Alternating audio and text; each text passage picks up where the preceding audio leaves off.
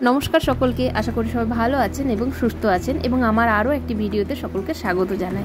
आमादेर बर्षा सुंदरी एई समय गाछपालार समस्त धुलो मयला सरिये तादेर रूप बैचित्र्यके आरो मेले धरे जाচ্ছি ছেলের জন্য একটি পেঁপে পাড়তে।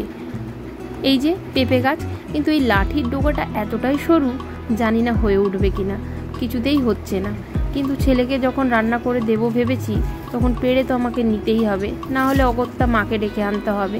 কিন্তু আজকে আমি করেই ছাড়বো। এই যে এই পাশটা একটু মোটা আছে, এই দিক দিয়ে করি। এই যা পড়েছে, কোথায় পড়লো? এই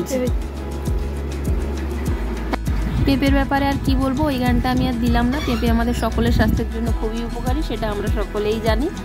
আর চলুন এবারে একটু পেঁপেটা ভালো করে ধুয়ে নিই। ধুয়ে নিয়ে এবারে যাবো একেবারে ঘরের ভেতরে, আর গিয়ে এই অল্প একটু গাজর আর 2 টুকরো আলু আর দিলাম ওই পেঁপে থেকে একটু ছোট্ট করে টুকরো করে পেঁপে আর 3 টুকরো চিকেন।